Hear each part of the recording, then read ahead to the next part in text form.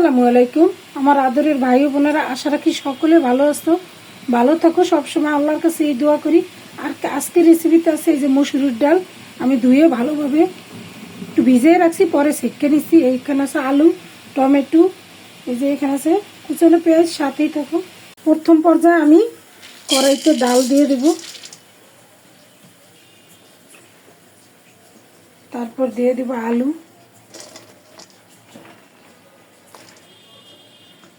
তারপর দিয়ে দেব টমেটো, তারপর পেঁয়াজ কুচো, এখানে আছে কিছু 2-3টা কাঁচামরিচ দিছি। এখন দেব হলুদের গুঁড়া,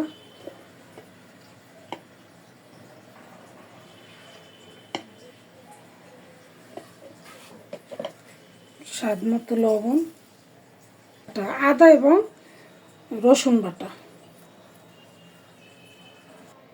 একটু তেল দিয়ে দেব। এখন আমি এগুলো হাতে মাখায় নেব ভালোভাবে, সুন্দর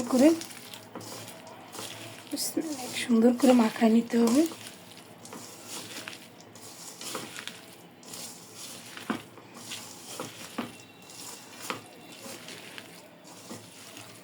মাখায় তারপর ফুটানো গরম পানি দিয়ে দেব।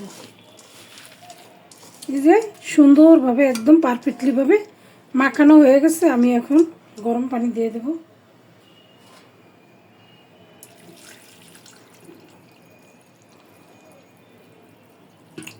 আর দেব না, এই পানি দিয়ে রান্না করব। ভালোভাবে মিক্স করে দিই, ঢাকনা দিয়ে দেব।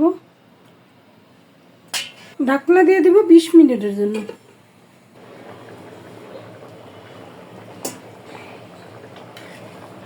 এই যে মসুরির ডালটা এই পর্যায়ে এখন এরকম আছে, আর একটু ঝোলটা টানাইতে হবে।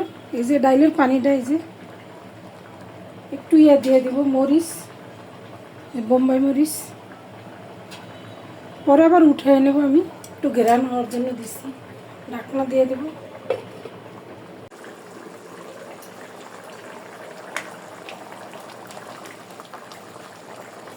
আমার ডাল সিদ্ধ হয়ে গেছে, আমি এখন বাগার দিয়ে নেব। বাগারের জন্য আমি তেল দিছিলাম, এখানে পেঁয়াজ রসুন দিয়ে দেবো। তেল গরম হয়ে গেছে, দিয়ে দেবো শুকনো মরিচ, লাল করে ভাজে নেব।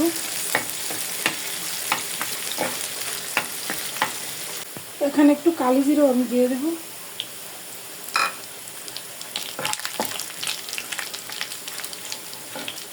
কেউ চাইলে জিরেও দেওয়া যায়, আমি জিরে দেবো না।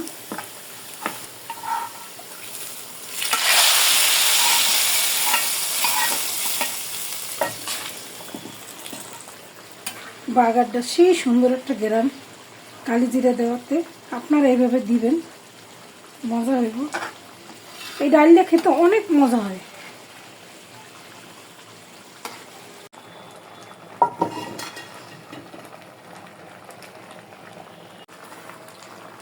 এরপর আমি ধনিয়া পাতা দিয়ে দেব। ধনিয়া পাতাগুলো হলো ছোটো ছোটো ধনিয়া পাতা, সেই গ্রাম। এটা আপনারা গরম ভাত, তারপরে রুটি, পরোটা সব কিছু দিয়ে খেতে পারবেন। একদম হোটেল স্টাইলের রান্না, মাশাল্লাহ অনেক সুন্দর। এর থেকে ভালো আর কি হতে পারে।